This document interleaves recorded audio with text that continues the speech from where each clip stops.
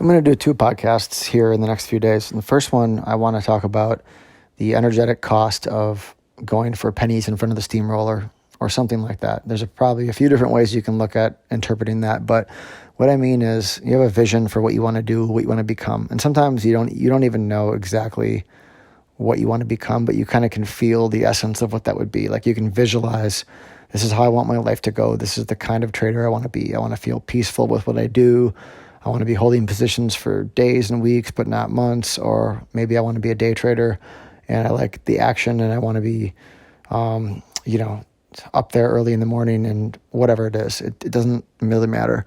But once you get that vision of how you want to be, there's steps to take to go about figuring out how to do that and learning, trying different strategies so you figure out what works for you, what fits with your personality, with your lifestyle. If you have a job, how to work around that. And then there's a lot of things, a lot of times and I always talk about this, you don't know what you are until you know what you aren't. So you find a lot of ways that won't work. But today, I think the important point I want to hammer home is there's a cost when you're screwing around outside of what you want to be, even if it makes you money a little bit in the short term. So that's not to say, so there's a delicate line here between what I'm saying and what you maybe want to do. So yeah, a lot of times I'll do stuff just to make money. That's not really who I am or what I want to do. I'll do that if the opportunity is there. Especially when I was younger and I was starting, it was just whatever I could do to make money, to make a living, to not have a normal job.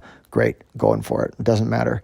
Now that I've been doing it longer and I have capital and I have more experience and wisdom about who I am and who I want to be, it's more about really dialing in and focusing on using my energy to be more efficient. Like, how can I make more, do less, work? And I'm a junkie like a lot of you are. I mean, I love it. I want to do it all the time. But it gets to the point where it's like, make more, do less, make a bigger impact, have a bigger impact.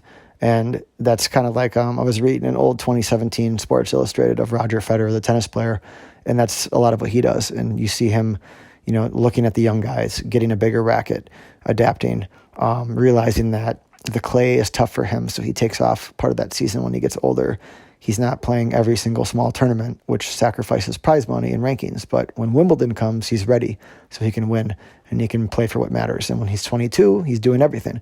When he's 38, it's different. He can be better and more effective, we don't have physical drawbacks like athletes do doing this. But when you get older and you have a family and you have other things to do, or even if you don't, you want to be you can be more effective and do better, make more money and not chase yourself around like that. And I think that's kind of for everybody to figure out. But the point of this whole podcast is there's environments, and right now is one of them, I think, where there's a lot of things that are working that are not normally going to work, but they do work right now. And you can get sucked into seeing what other people are doing and going for that money. And what happens a lot of times is you get stuck and you get your fingers slammed in the door 12 times in a row when that finally stops working, because you're never going to quit exactly when a gimmick stops working. So, I mean, I jumped in crypto in 2017. I traded that stuff all year and I did really well in there. So it was worth doing. But at the end, I was getting beat up when it turned a little bit and I had to get out and move past it. And then now it's I don't really deal with it much anymore unless there's a specific setup. So that was worth it for me.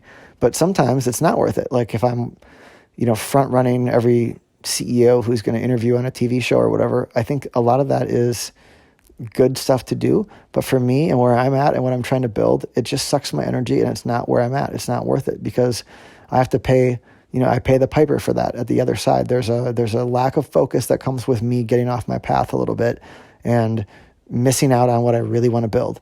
So for me, it's not about picking up every dollar that I can possibly pick up. It's about building and understanding myself and growing bigger and bigger in terms of my size and my execution, getting cleaner and cleaner and really dialing into exactly what I want to do and making sure I'm really strong at that. And then I'll get way more successful that way than I will just kind of going to where it's hot, even though sometimes it's worth going to where it's hot. So hopefully that makes sense. And I think it's an important concept.